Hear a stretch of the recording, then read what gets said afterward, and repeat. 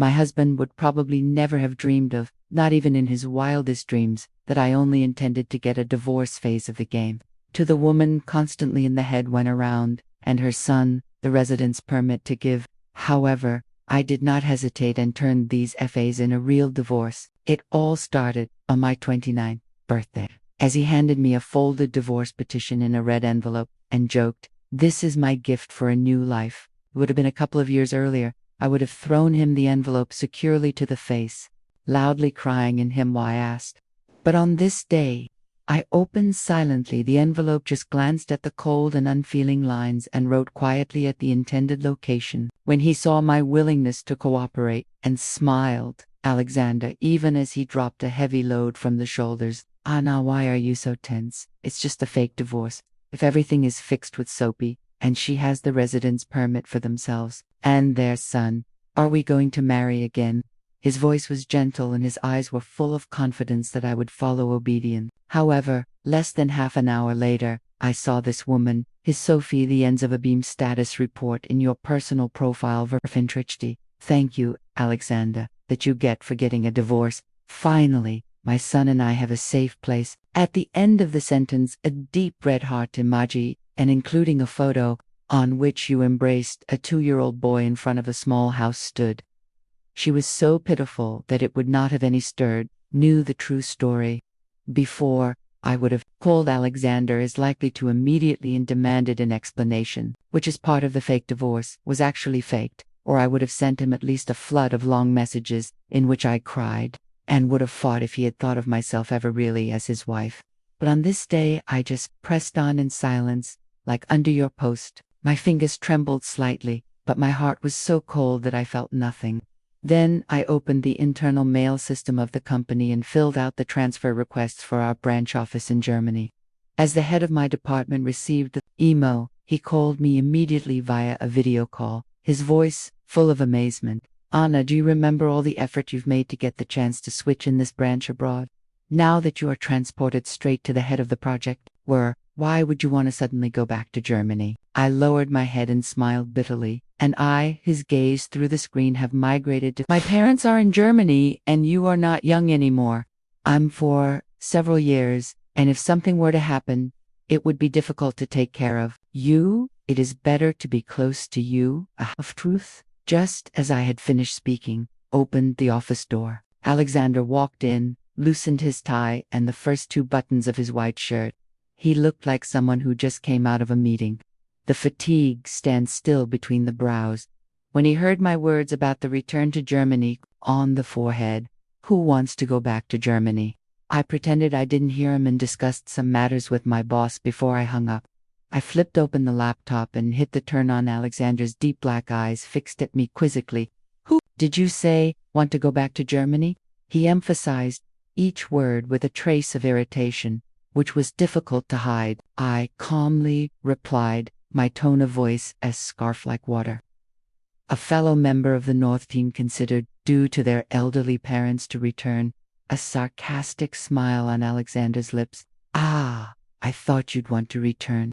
But if I think about it, because of me you took the trouble to stay in the foreign country, your country, to leave your parents and all your friends. You've worked hard to be at my side. How could you live?" As he spoke, he came closer, put a casual arm around my Tilly and pulled me to him. "Honey, wait till Sophie has your residence permit and everything is stable. Then we have a child." "Agree." The familiar, cool scent of his own perfumsed me.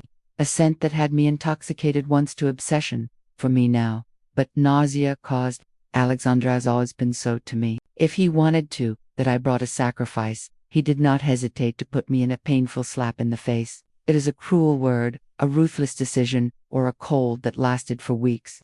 But when I was about to, he gave me a sugar, a designer bag, a candlelit dinner, or sweet words like, "I have only you. You're the one I trust the most." Up until now, I had assumed this Kundi, always docile, and the previous slap in the face to forget, but this time I wanted to. I pushed his arm from my waist, my voice quiet, but incredibly distant. "We let the things of the future for later." Alexander was a little taken aback, as he was not used to the fact that I turned him with an impatient look, but his tone of voice became softer, as if he were comforting a pouty child. This time you did not have a scene that seems to me to be strange. I thought you would give me, therefore, a drama of life and death. The ease with which he is to live the words or death is used, as if talking about the dinner, seemed to me to be just ridiculous. That a marriage life due to an external person or death had to fight was not, in his eyes, more than a spectacle, the man watching from the outside. I laughed softly, but my eyes were ice cold. And what if I don't argue? And what? We have already quarreled so often that I'm tired. When he heard it, that changed Alexander immediately his tone. He moved from the consult to scold, as always. You used to be a very unreasonable. I felt sorry for Sophie and her son are alone in a foreign country. So I've taken care of myself a little to you. And you didn't understood. You always fight for every little thing with me. You know how tired I felt every time. He was always like that. Always. As soon as I gave a step forward, he went 99. He wanted me to quit my stable job in Germany, to follow him abroad, and I applied for a transfer, and left my old parents.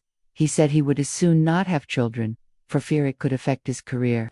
And I gritted my teeth, and he bore the pressure of the family, took all the blame on me, and said, I did it. The wool has no children, up to the point where my mother-in-law called me selfish, because of his sentence. I feel sorry for you. I became unreasonable. To the incomprehensionful, however, all of my patience to endure my victims were in the end not even a status report from Sophie Vaille. In his eyes, I would always be the one that could remain or be replaced, could be, while she and her son were the ones who had to be rescued. I stood up and looked at him for a long time. His gaze was still the same as always. The confidence and pride were written almost in the face. In this moment, I suddenly realized that we had been all those years together at the two ends of a scale, only that I had previously done so. As I see it, I took a deep breath, my voice so easily as I was talking about a different person. I'm not going to argue with you anymore. There will be no debates about who is right and who is not. There will be no more sleeping where I'm crying because of one of your sentences awake. No more scenes where I'm running after you and trying to patch up an already in tatters lying marriage. When he heard that, curled in Alexander's mouth, his gaze was even more satisfied.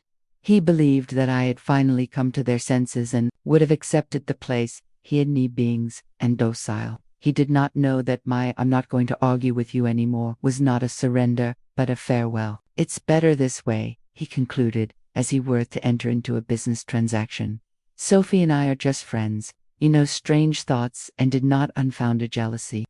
If there was really something going on between us, would you be my wife? This is a sentence I had heard so often that I knew it by heart. Every time I opened my discomfort because of Sophie, he used exactly the same words like a mantra. Both in order to redeem yourself, as well as to me to remember that my position is not sure was. I just nodded with a slight HM that sounded as indifferent as the passing wind. Alexander nodded, satisfied, when he saw my reaction and chelped me back of the hand. As he would encourage an employee has understood the things at last. It is good that you're so sensible. I repeated this sentence in thought and added its own. Yes, I should have said it before, to understand. I had earlier not to know that I was in Alexander's heart once worth as much as a finger of Sophie. Just as he relaxed the atmosphere in the room, there came from outside the door a child, clear and tender voice, in Day, come and play car racing with me. Mom plays quite poorly. She is a fool. This gentle voice was like an arrow that pierced the bedroom door and in my eardrum, Alexander stood up, almost instinctively.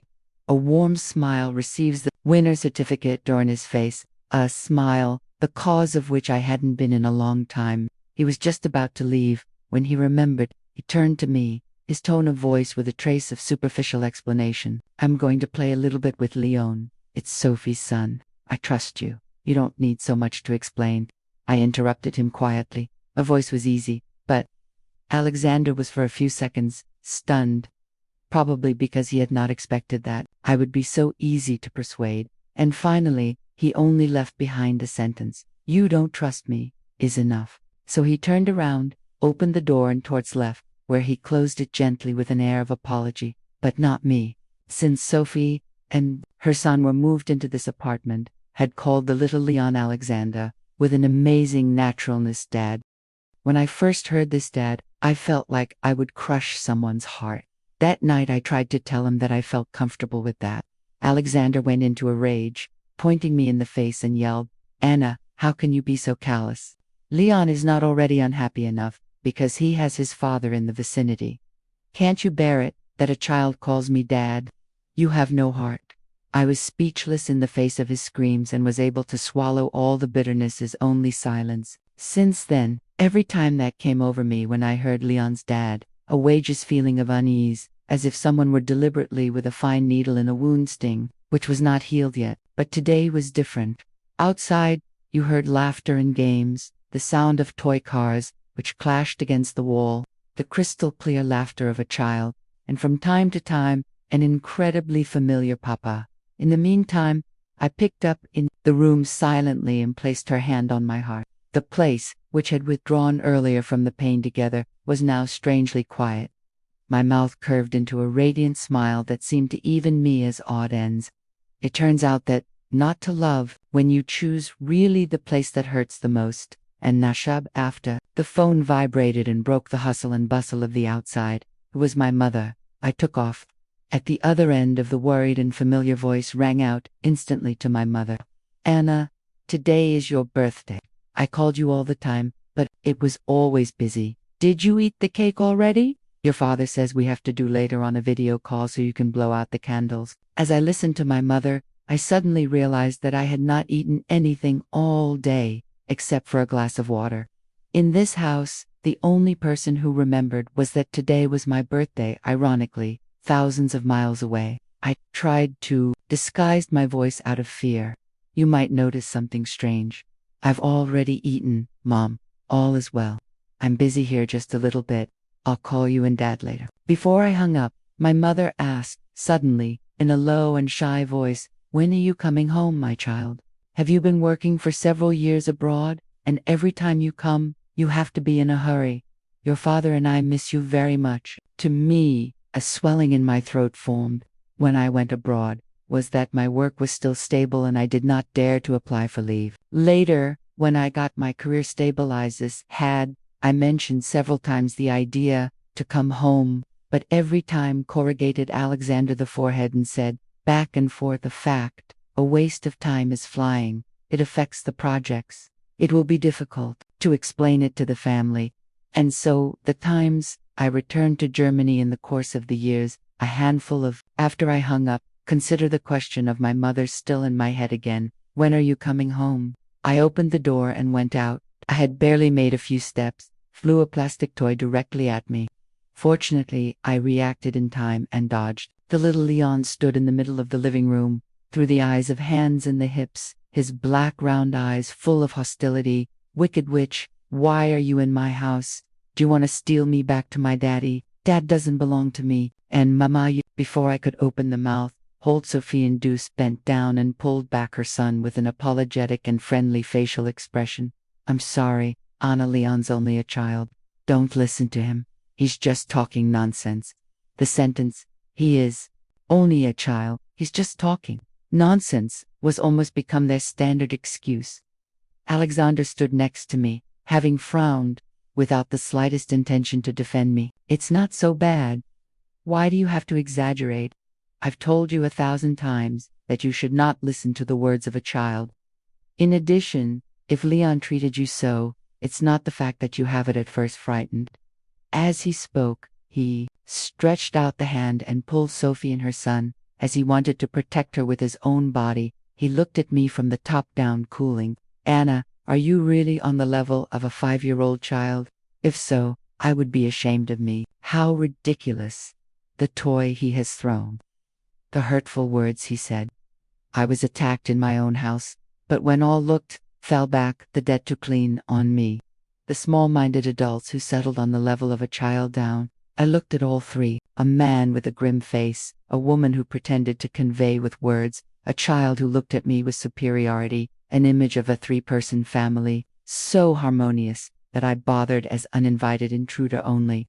Suddenly, I felt that I had no more strength to argue Continue, I said quietly, Jack's word clearly. I'm just going out too short for one thing. No one stopped me. I went directly to the kitchen. I opened the fridge with the intention of serving pasta to eat that I had cooked in the afternoon and the cake I had ordered for me, because I knew that no one else would remember. But when I opened the refrigerator door, it was empty. The white box with the cake I had for lunch in the middle compartment made was no longer there. An uneasy feeling crept over me. I turned around and looked at the living room table. On the coffee table, something that had once been a beautiful cake was now indiscriminately cut. The cream smeared the whole table. The decorative flowers were scattered and torn everywhere. The layer of chocolate, which had spelled my name, had been crushed with a knife. The letters were deformed and illegible. Colored crumbs fell to the floor.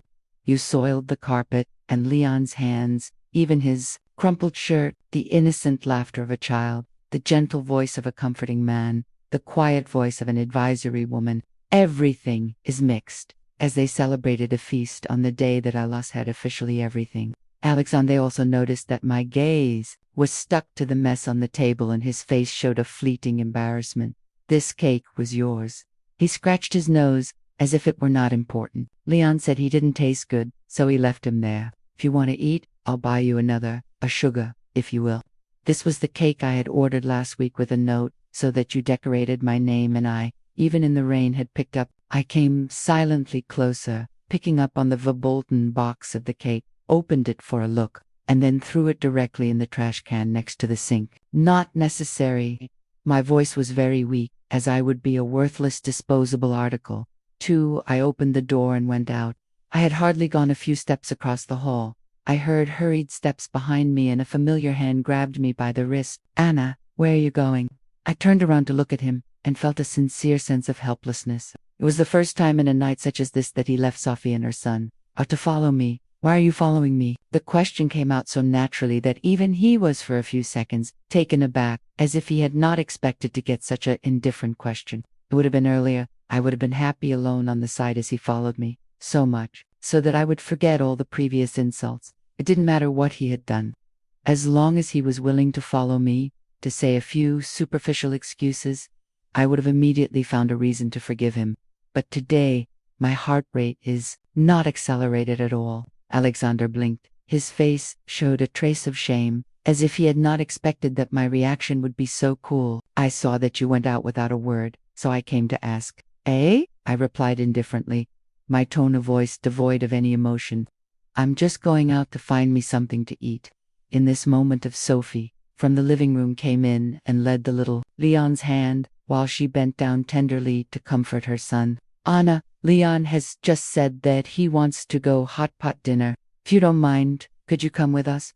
Think of it as my invitation to apologize for earlier. Before I could decline, and a minority of Alexander in a hurry with a very natural sound, come with us. The more funny day you have eaten nothing. Then he turned back to me and implied that he could decide for me. Down you go to the car. We will come immediately. I looked at all three and felt only a silent teaching in my heart. Since I had already decided to disappear from his life, I saw no need to provoke further discussion. Agree. I turned around and went silently in the underground garage. As I drove the car out of the parking spot, they waited already at the house. Entrance, as expected, opened Alexander naturally to the back door, so that Sophie could sit down with Leon, while he sat down next to it. The front passenger seat next to me was empty. As the cars filed into the traffic, he seemed to notice something and said with some embarrassment, Leon is small. He always wants to be with me. I looked in the rearview mirror and saw the picture of the three who were crowded in the back seat together, a man, a woman, and a child, which differed in nothing from a real family. I looked away and replied coolly, sitting in the back is in order. The passenger seat is anyway dangerous. My words made him visibly stunned, because this was exactly the set that he had told me when I wanted to switch to the passenger seat to be closer to him. On that day, he frowned, his voice annoyed. Why so much interest in the passenger seat? He's not sure. It doesn't matter where you're sitting. In that moment, I consoled myself with the thought that he was more worried about my safety. Now, if I remember, it seems to me ridiculous. During the whole drive, I was like an hour rented chauffeurin, which was only to be responsible. In the back, her laughter and her discussions never stopped. Leon bounced excited with a new toy and cried with a sticky sweet papa. Alexander replied patiently on every call and leaned forward from time to time to help the child with the safety harness. Sophie wiped, in turn, her son tenderly on the mouth and turned from time to time to remind Alexander of it, the cap put on, in order for it to be cold. A complete family picture, only the lawful wife at the wheel was missing. When we arrived at the hot pot restaurant, I parked the car. I had barely turned off the engine. They had already opened the doors and got off. Take the child in, so it does not freeze. I'll park, said Alexander. Without my answer to be seen, took Alexander Leon on the arm and went in, while he talked with him directly. Soap straightened her son carefully, the coat, and both followed on his heels. Your three back, lost, gradually behind the glass door of the restaurant and merged with the warm yellow light. As the park was finished and Heining struck me, the penetrating odor of the sharp broth in the nose, on the table by the window where they sat, and steam in spirals, and the table was cluttered streams with beef, vegetables, and fish. Only 3 sets were on the table in bowls and ready rods perfectly. I stood there and watched for a few seconds, as Alexander seemed to notice something, and Asham raised his head, as if he wanted to call the waiter to bring another set of children's cutlery. But before he could speak, clinging Leon with Schmalendam face on his shirt sleeve, and suddenly burst into loud crying. I don't want to eat with the evil witch, Mama said, the wicked witch trying to steal my dad. I don't want to. The whole restaurant was only for a moment, and then all the curious glances turned to us. Sophie rushed to her son to cover her mouth and lowered his head to me with a troubled and shame to excuse the facial expression. Anna, children are innocent. You're talking nonsense. Don't take it to heart. The set of children are innocent had almost become her trademark. Alexander hugged Leon, comforted him, and joked, but the look he gave me was full of accusation. Now is good. Calm down. Aunt Anna will not take away the dad. Don't listen to nonsense. And you, too, he said, and meant me. Don't make such a face. You scared the child. I told you to be more friendly to him. In his eyes, I was always the culprit. I smiled slightly. I looked at Leon quietly. My voice was not loud, but enough for the whole table heard you. Calm down, kid. Your dad will always be your dad. I can't take him away from you. My words were very gentle, but like a stone thrown into a lake, trying to calm fate. Alexander's gaze suddenly changed. Amazement and confusion mingled as he discovered for the first time in my words a double meaning. He did not understand. He wanted to say something, but I had already flipped and was left without giving him time to open his mouth. I chose an empty table in a secluded corner. I ordered a small portion of hot pot and ate in peace and quiet alone. The laughter and conversations from the next table continued to my ears. A child asked for more meat, a man who comforted in a gentle voice not to drink, a woman who reminded her son of it, the water, and he choked. These noises were once what I longed for in my own home.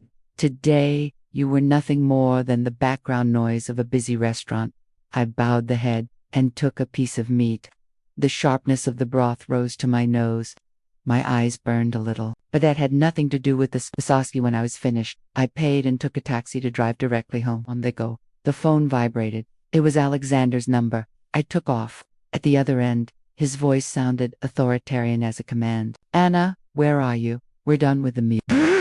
Waiting at the parking lot on us, we drive back together. I saw on the screen of the taxis the displayed route. A bitter smile was on my lips. He didn't understand how stupid he thought I was, that I could do so as if nothing had happened and would wait for her to return after what had just happened. I'm already home. There was silence on the other end of the line, and then his voice rose instantly. Anna, what are you doing? We go out together, and you go without a word, alone, back. I leaned back in the seat. My tone was so calm. When I'm talking about the weather, weren't you going to go to the movies?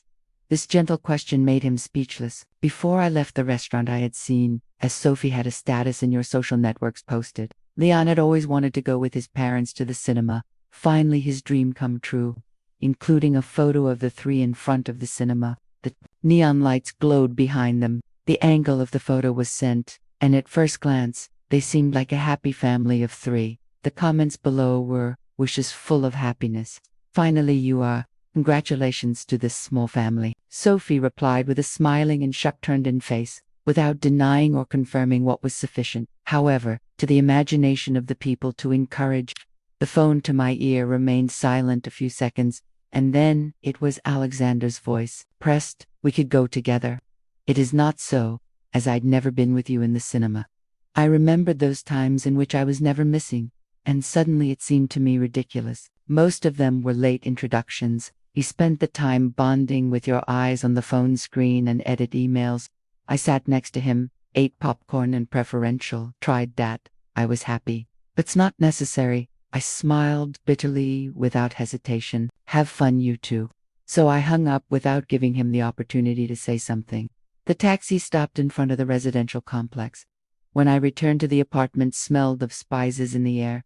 Even after cake and hot pot, I put on some clothes, took a shower, come in for a minute, and one notification of the phone and are responding to me about a new email. It was a communication from the company. Your transfer request for the branch office in Germany has been approved. Please follow the procedure so that you can organize the delivery of their responsibilities in the next 2 weeks.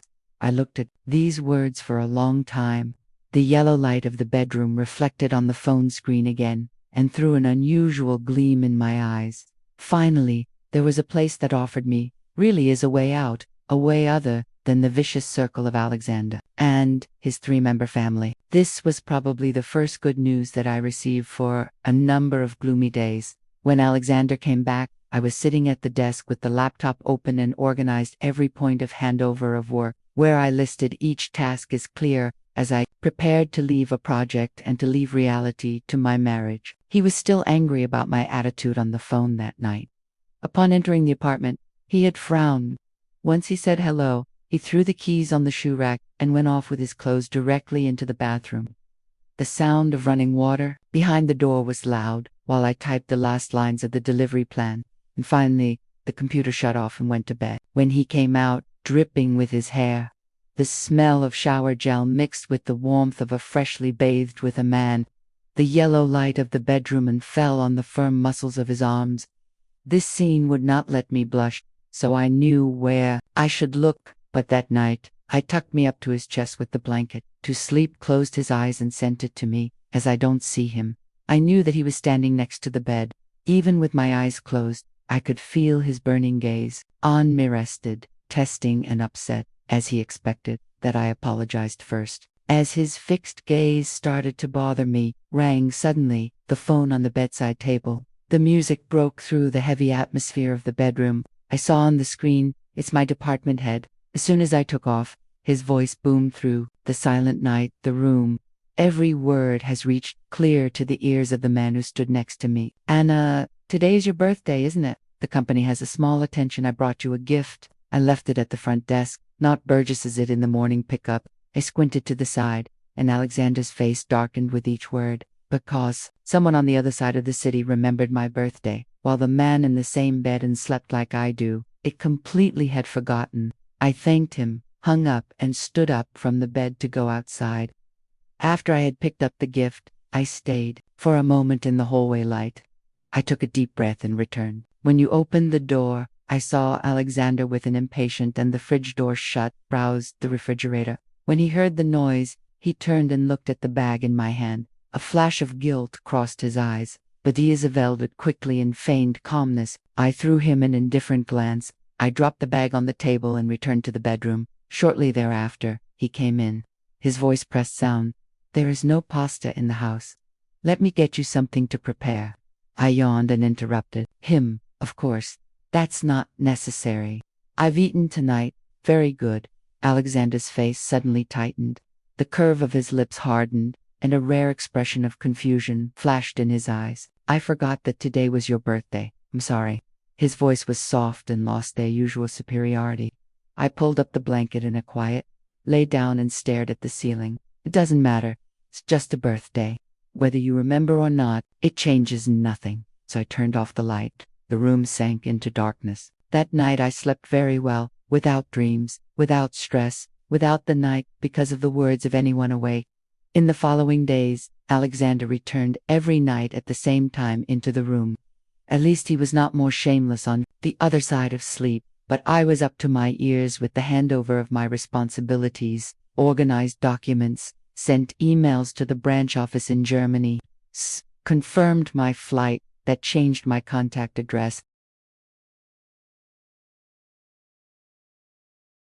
When I finally returned back, it would have to do my life. There's nothing here for me. I thought this strange calm would continue until the day of my departure. Until one afternoon, while I was tidying up the study room to put it in its original condition, found when cleaning the shelf in a blue folder between a stack of little-used documents. Curious, I took them out. It was with great emotion written application for adoption. Every word expressed the love of a non-biological father who still wanted to take responsibility. The signatories at the end of Alexander, the date of the signature was 2 months. That was when he told me he'll help Sophie and her son, only temporarily, as he asked me to have unfounded jealousy. He assured me that he and Sophie were just friends. He had already requested officially the adoption. I froze. My fingers were shaking, but my mind was incredibly clear. I was looking for more in the drawers. Finally, I found in the bottom drawer something that made my heart freeze. A STEM book. I opened it. Darren Alexander of the family stand clearly written, Maine, in the line including Leon's son, Tavor Lennon, last name of Sophie. But Tavor's son were like a blade that slowly sank deep into my heart. In this moment, my heart clenched in pain, as it would be torn apart, but it was, as it would have obtained anyone indifferent, released, completely dead. All the small doubts that I had felt in the last few days because of him, the times I had asked me to the secret if I was too cruel, if he feels something for me, in this moment, everything turned into a cold hard stone that fell into the abyss. I took the master's book, together with the application for divorce he had given me the other day, and went to the living room. Today, we heard the shrill laughter of a child, only the flickering of the blue light from the TV screen. Alexander sat on the couch with Sophie and saw a movie. The light in the living room was gently, and from a distance, they seemed like a couple relaxing at the end of the day, so familiar that no place for a third party was.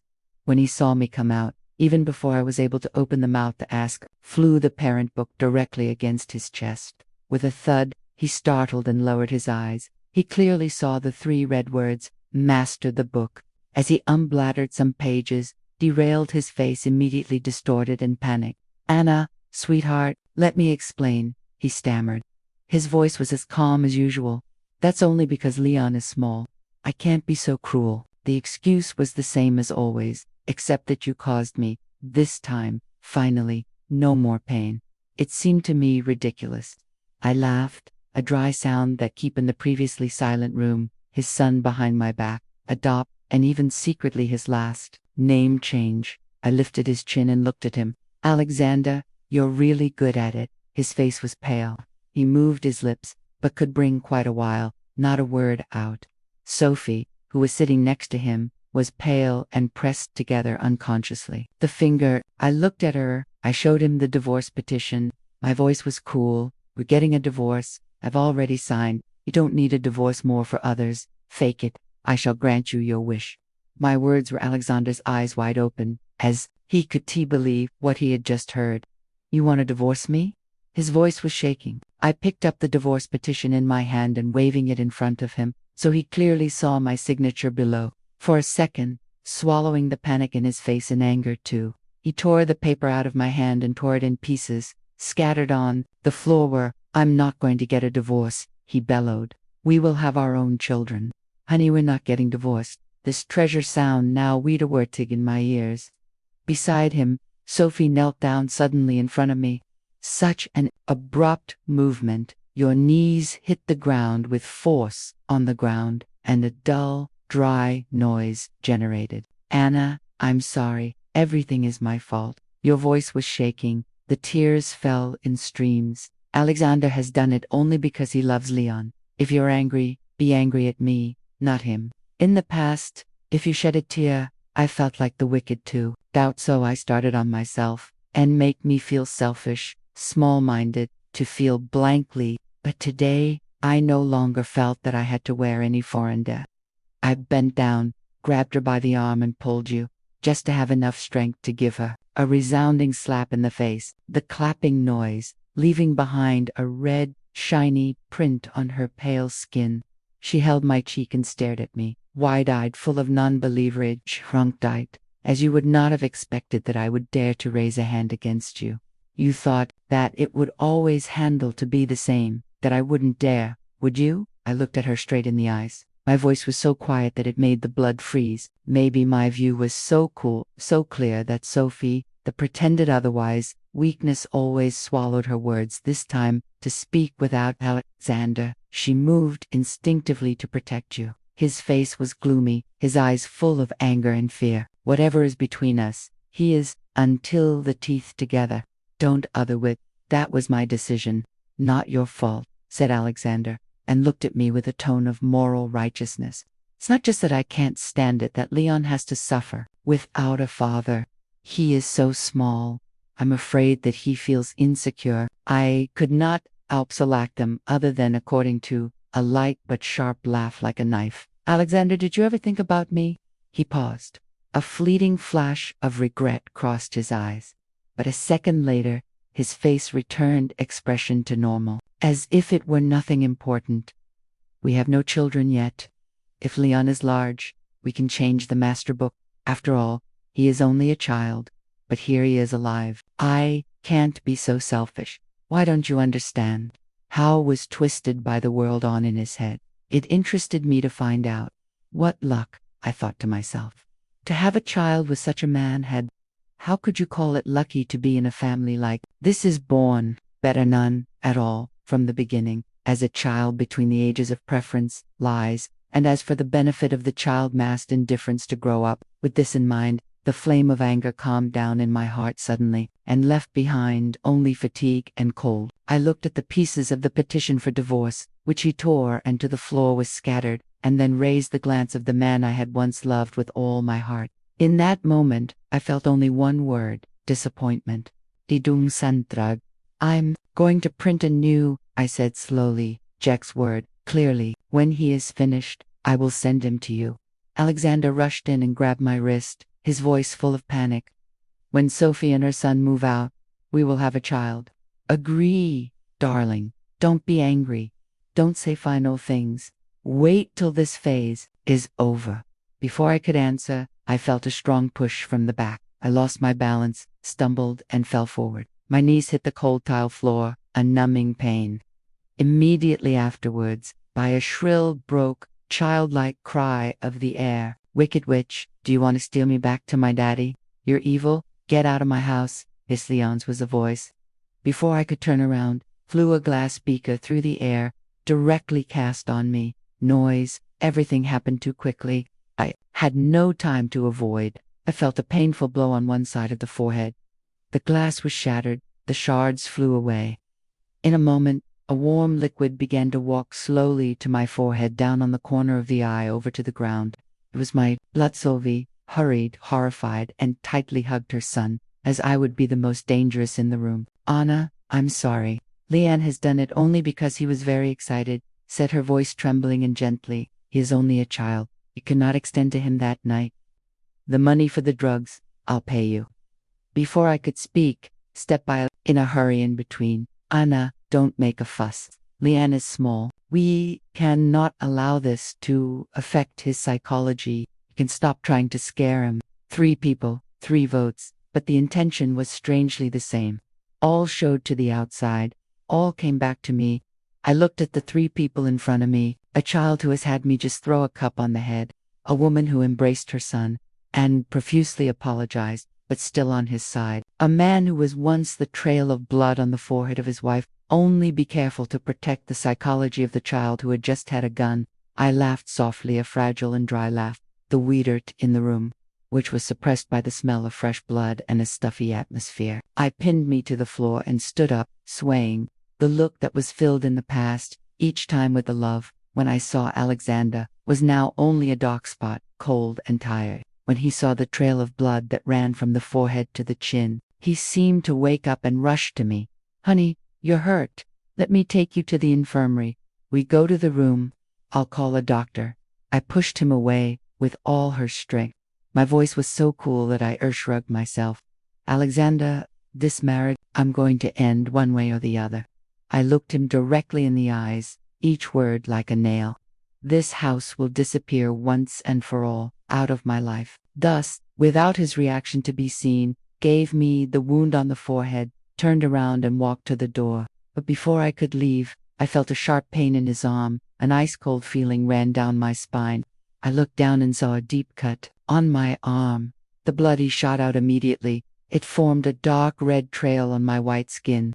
Behind me, Leon, with a small fruit knife in hand, his boyish face before anger distorted, and his red eyes shone with a terrifying ferocity. "Evil witch," he screamed with a shrill voice. "Do you want to throw us out?"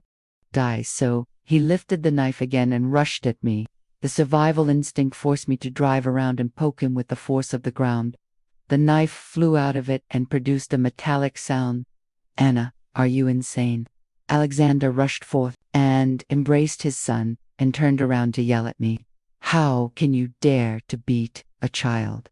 Leon is small. He doesn't know what he's doing." It was necessary to exaggerate so much. The blood on my arm flossed more, trinked my fingers, dripping down to the floor. But in his eyes, the wound was nothing compared to the overthrow of the child.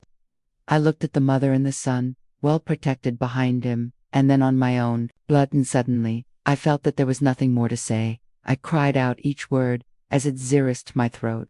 "All get out of my house." This time, I called not name, neither Alexander nor Sophia Leon. Only a last cry for all three.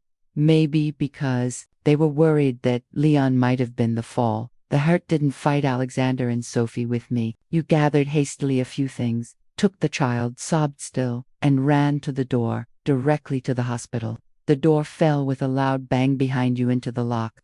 The house sank immediately into a terrifying silence. Only the sound of my beating heart and hanging in the air smell of blood remained, and I stand alone in the midst of the rubble. The term for the first time, really, that this place was never my home. I don't know how long I sat on the floor. The blood dried and stuck to my skin. Finally, I stood up laboriously and searched for the first aid kit in the closet. Cleaned the wound as superficial and took a taxi alone to the hospital. Doctor looked at the cut on my forehead, and then the knife wound on my arm and frowned so much that his whole forehead was in wrinkles. "Do not underestimate your own body with these wounds, and only now and if it becomes inflamed." I just smiled bitterly. "Doesn't matter, as long as I'm alive. Okay?" He mumbled a few sentences before he helped me sew the wounds carefully, and, to connect, when I left the emergency room, hung the smell of disinfectant still in my nose. Just as I was at the hospital entrance arrived, I met the familiar Leon. Beside him, Sophie went nervously, and appearance. Her gaze remained immediately to the white bandage hanging around my forehead. He froze. The concern with him is written clearly in the face. His lips were pale. He was just about to open the mouth to ask, when Sophie overcame him. "Alexander speaks with Anna." He lowered his head. His voice was strained with an extremely docile expression on his face. "Tomorrow I'll go to the house to get my things and I'll go. I alone can take care of Leon. It should not interfere with your life." So he made a move to turn around, as if she wanted to pull back and be with us as a couple room. Leon, who had just woken up and patched was, the head still attached, broke out at the sight of his departing mother in loud crying and clinging to Sophie's neck. His voice was shrill. "Mom, I want to be with you. I want Papa and Mama." The mom and dad thing, that flashy in front of me again, when he heard this, paused. "Alexander." He lowered the head to the child and raised him to look at me, his face full of remorse. "Anna, you go home first," he said with a tired and conciliatory voice. "Tomorrow, I'll come back and we will talk. I will not accept a divorce, and there is no more need to pretend." So he turned around to take Leon out of Sophie's arms and comforted him gently while he's away. Before she left, turned to Sophie. "Look at me." Her eyes shined with tears, but in the background, a glitter was cold provocation, such as a needle. As if to say to me that I liked to be the legal wife, but he chose you. I returned to the apartment and felt as if you had sucked my blood out. When you opened the door, the familiar smell of detergent, new wood, and the curtains hanging sun hit me, and all the suppressed emotions came suddenly to the surface. I stayed in the middle of the living room, looked me in the house full of memories, and felt a deep stab in the heart. I bought this apartment as in the second year of our marriage. At the time, we had just paid the first installment. I spent a whole night on the empty ground, sitting with the plans in hand, and planned to create each piece of furniture from sofa, the floor lamp next to the chair, the bearish-colored high-floor order-pitch under the coffee table, to the photo frames on the wall I had chosen, and to each and every detail taken care of. At the time I thought, if this was to be our home for the whole life, MSS say, I have it set up to my taste, like a real nest. On the first day we moved in, Alexander was so upset that he took me on the arm, in the middle of the living room once, in a circle, turned me on the forehead, kissed, and as much as smiled, his eyes curled. Finally, we have a house of their own.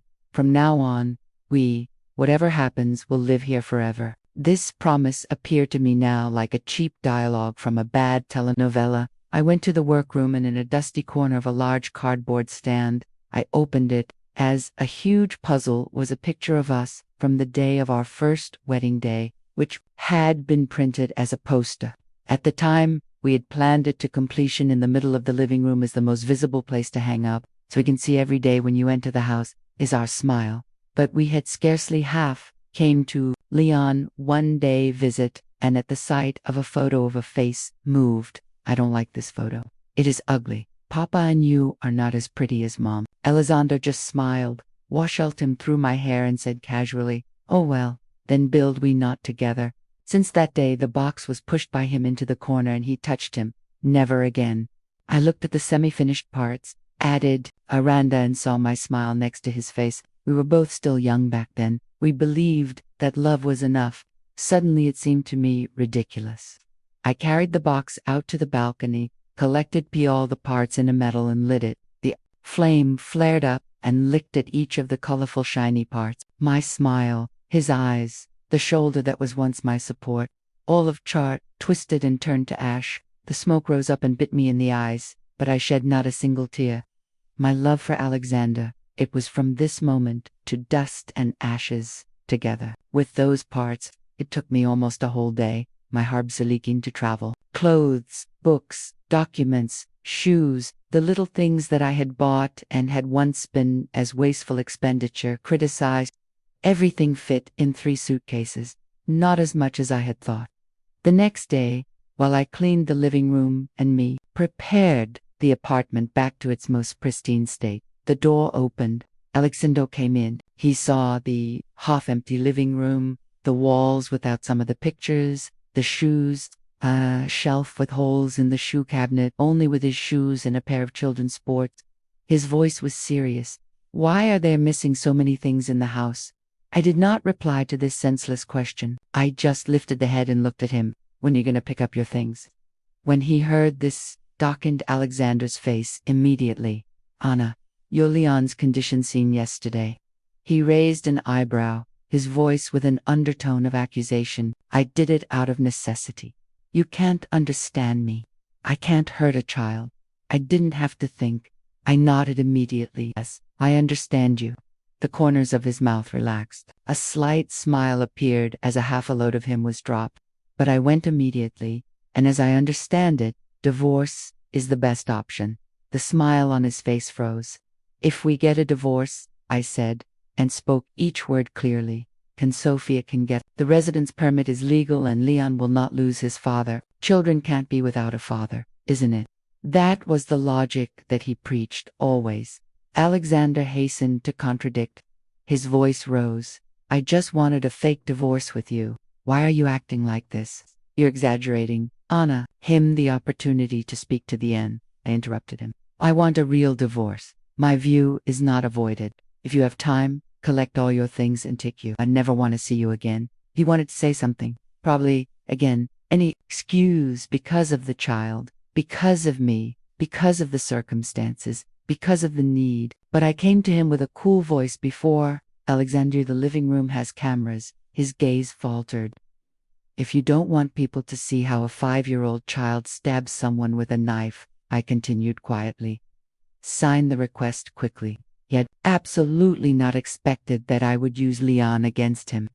In his eyes, I had always been the weakest, the one that he is all bitter because of a child. He is not swallowed. Alexander opened several times in the mouth, but could say nothing. Finally, he was able to apologize just so that he had something urgent at work. He turned around and walked away.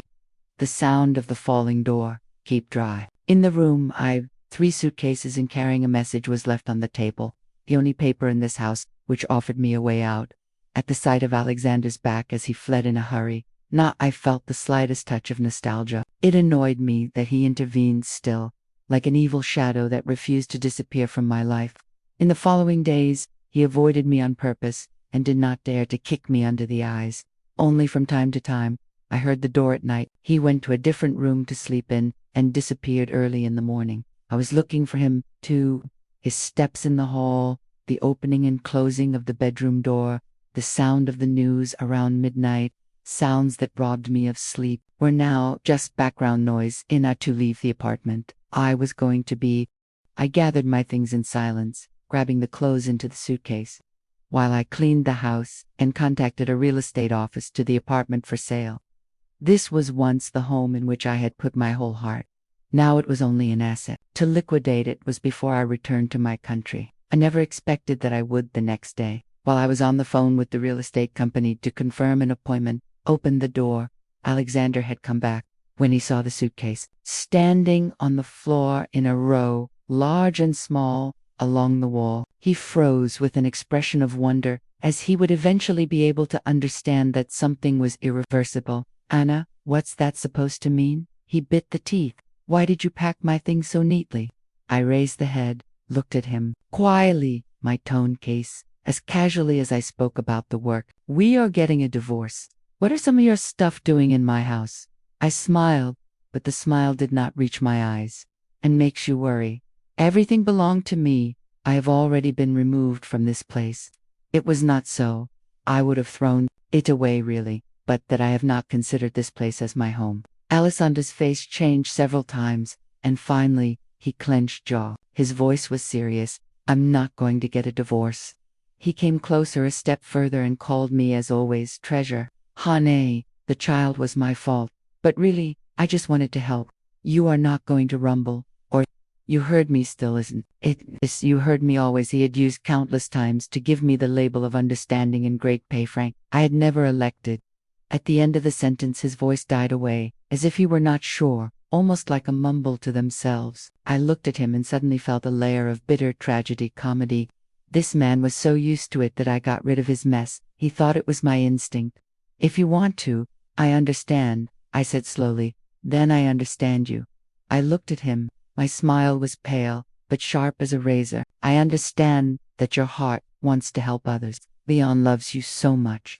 Wouldn't it be more appropriate if you were his father? Alexander's face changed immediately. He shook repeatedly in the head and grabbed my hand with force, as he was afraid that I might disappear in the next moment.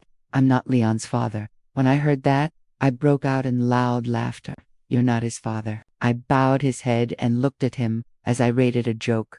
Why to you that he calls you Dad, without denying it ever? You don't say you love Sophie, but because of you, you hurt me again and again. I looked him directly in the eyes. If you say those words, you feel you are not guilty.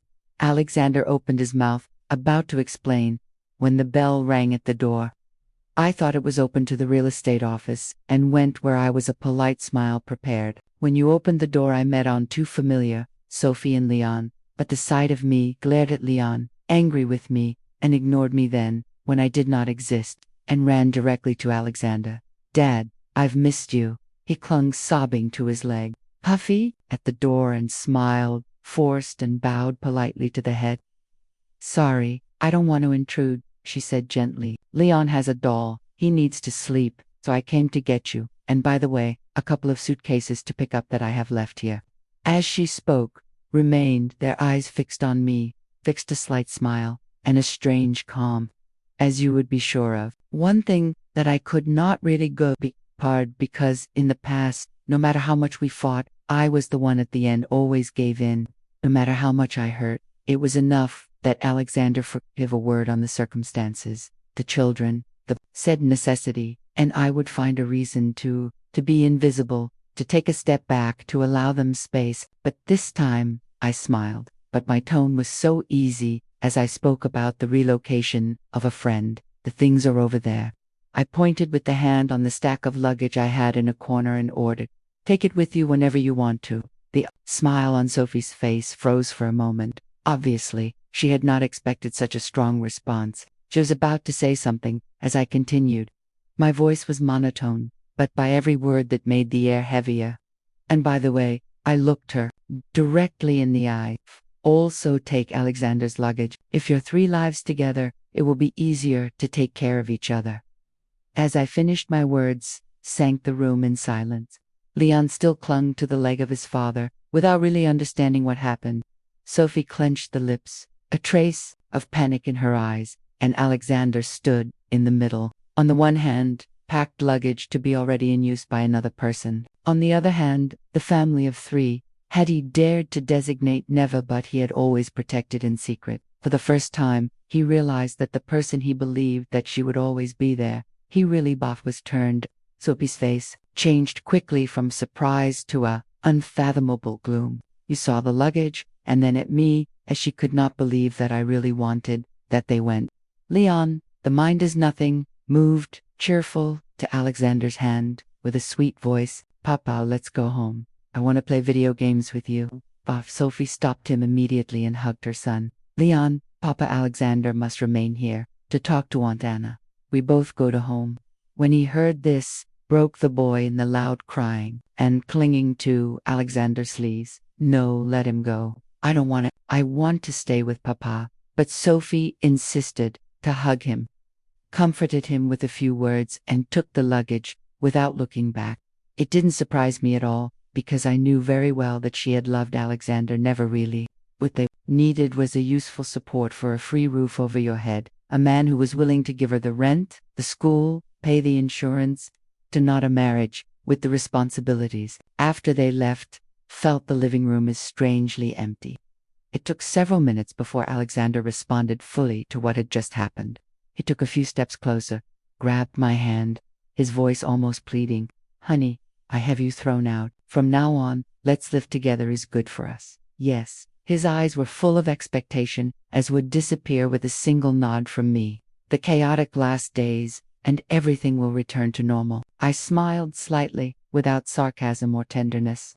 Only a quiet smile, as I see, finally, with the clarity of a piece of theater that I had once taken for real.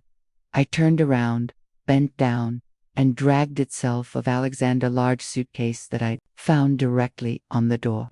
On the threshold of standing, I lifted the head and looked at him silently. In my eyes was not the smallest trace of doubt.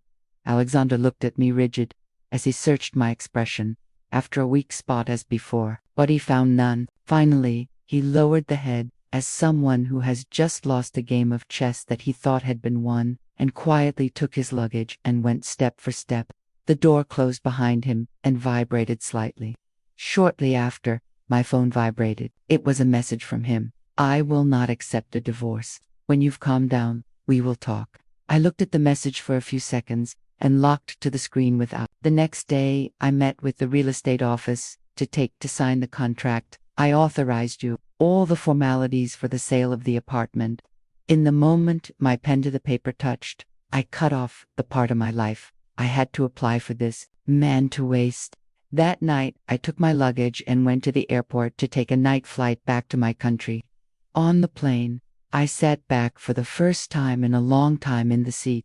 I was in a deep sleep, to dream, to be left without discussion, crying or pleading to someone as I stood in front of the door of the house of my parents, 2 suitcases behind me dragged, and the bell rang. I felt a beat of a sudden, my heart strangely quick. The door opened. My mother froze for a few seconds before she reacted. Her voice trembled, her eyes flushed with color immediately. "Why did you come back so suddenly?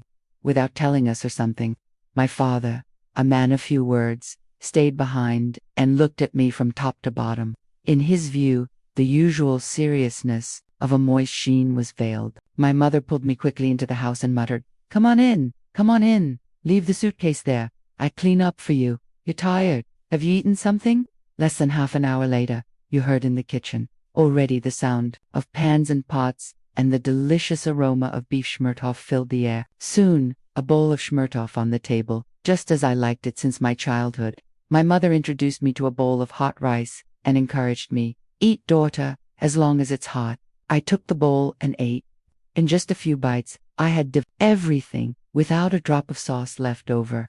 Maybe it's because I had not tasted for a long time. Taste of home formed a clues in my neck, but this time, it was not in front of bitterness. When she saw that I was finished eating, my mother asked, finally, with a quiet voice, but a hint of worry, "This time, you brought a lot of things. You don't have to go back there?"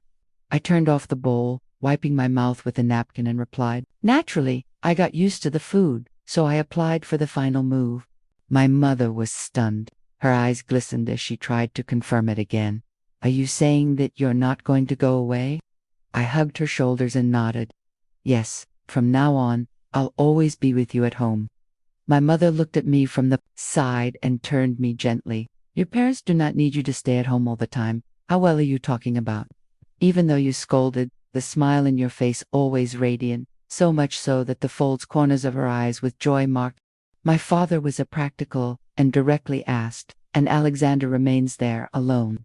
In fact, Alexander was gone almost immediately after our marriage abroad. Therefore, he visited my family only rarely, and there was no relationship between the two sides. For my parents, it was just a name and a certificate of marriage, nothing more. I talked around the bush and said the truth. We are divorced. The room remained still for a few seconds. My mother pushed me under the table for a long time in silence, the hand, and sighed, finally, just gently, "As long as you're happy, that's the only thing that matters. Everything else is unimportant." In this night, I put myself in the familiar bed in my old room. The bedding was in the same bright blue hue as before, and at the corner of the desk was still the scratches from when I studied for the abater. I slept in a slip-up in the morning, without stress, without dreaming of crying or pleading that someone would be, and I even had a wonderful dream. In the dream, I was standing on a long bridge. Before me light, and behind me, no one called. So I turned around. It took me a week and took my parents on a trip to places in the vicinity of the sea and the mountains.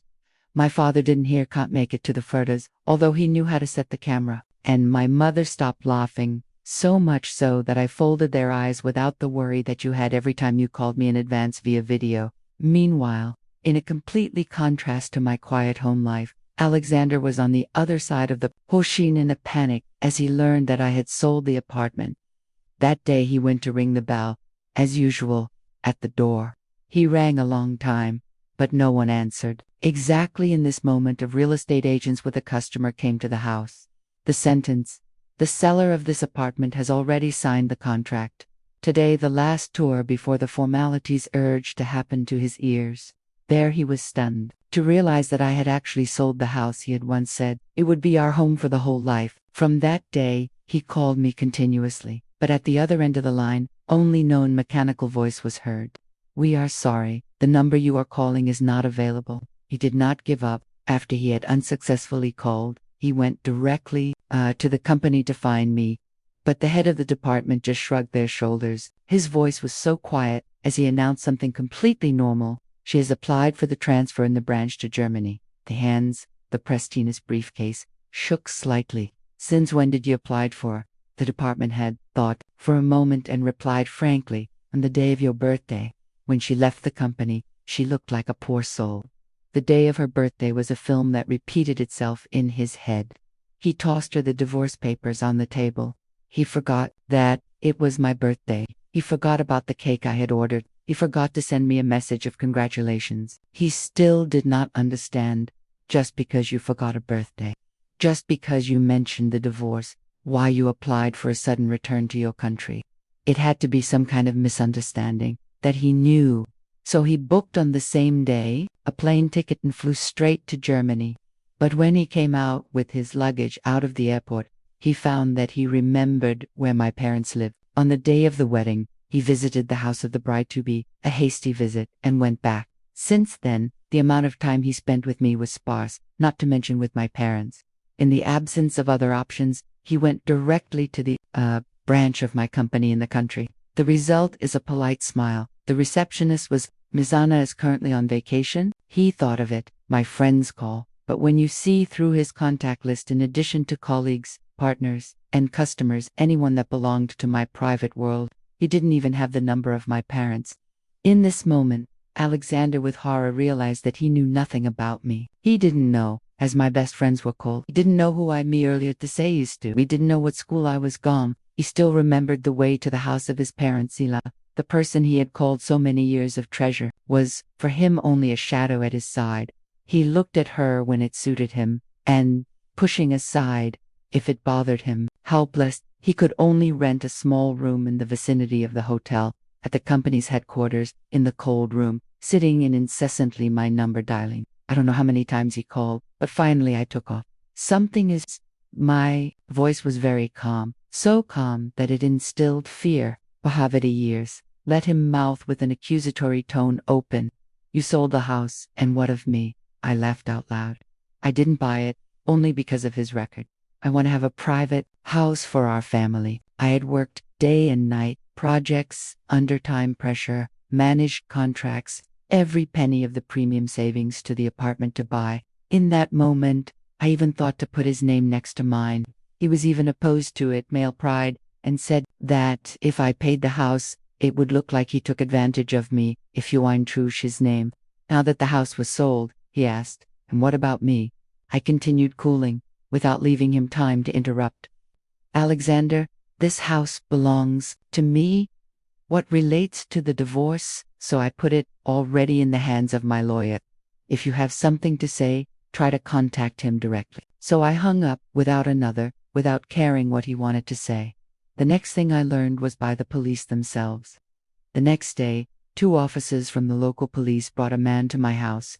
When I saw Alexander in the living room of my parents to Sid, I didn't understand really what he had done to him up here escort. My parents stood up at the sight of the situation quickly. We go for a walk. Are you talking about? As soon as the door was closed and remained in the room, only the tick-tock of the clock and the tension in the admins in front of me, I sat down on the chair. I looked at him. My voice was monotone. What did you come here? His eyes were reddened, as if he had not slept for many nights. Anna, you're very cruel. His voice broke. To sell the house, and without a word to go away, to leave without a message. I laughed out loud. It wasn't the divorce that you've always wanted. I bowed his head, and looked at him. I just helped you to make them come true. I wanted to never let me get a divorce.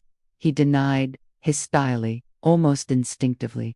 The person I really love. Are you? I put on a smile. Love me. I looked at him to love me, and I always hurt you. If this is love, then I don't want you. Alexander opened his mouth, but found no refutation. In that moment, he realized that maybe, finally, that my silence, my yield, did not happen because I felt no pain, but because the pain was so great that I had no more strength to scream. After a long while, he said quietly, I just wanted to help Sophie and her son. Between you and me, there is no love. It's just an obsession with youth, a little bit of resentment. Since Sophie had appeared, this was the first time that he admitted his true feelings, but to me it was no longer important. Yes, I answered coolly, without any emotion to add. The air remained still. Finally, I sighed. If nothing else, go. It's hot, and my parents should not have to be long out there. I never expected that I would throw it out so directly. He looked at me with empty eyes, as if he couldn't believe that this was the woman that had followed him once, and once was to endure anything for him. I stood up quietly, went to the door, opened it, go. Finally, Alexander was nothing else than to go to the head cutting in silently with the back of a beaten beyond it. I thought that everything would end, but I did not expect that he is a small room in the vicinity of the house of my parents' rent. How a strange visitor, the remains of a son in the quarter. Every day at 6 o'clock in the evening, a thermo appeared eat box in front of my door.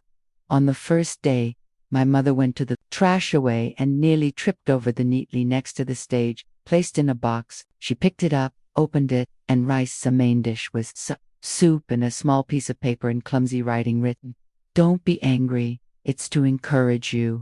My mother brought amazement to the house. Of whom, daughter?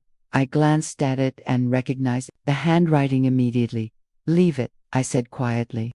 He will come to pick yourself up. But Alexander didn't care at all cold.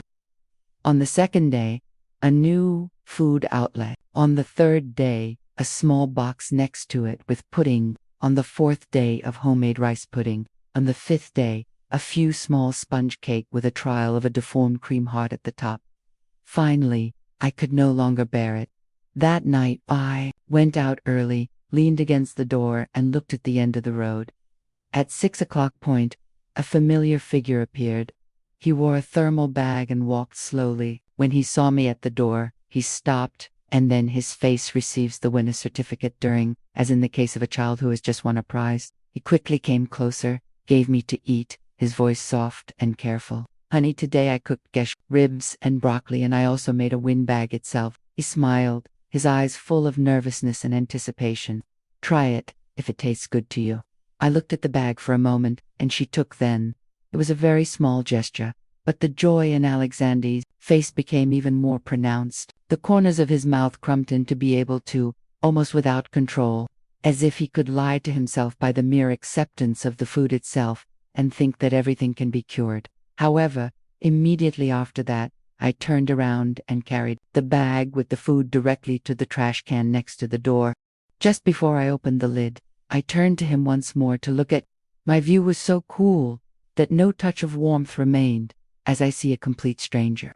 And then, without saying a word, I opened the lid of the bucket and dumped all the food, the soup and the candy, the dry sound and the silent street. The smile on Alexander's face froze. He looked at me with wide eyes. The edge of his eyes reddened immediately. His voice broke. Why did you do that? I closed the dumpster lid. I turned to him. My voice was icy. You're messing up my life. He gritted his teeth, his reddened eyes. I want to treat you better. I don't want a divorce.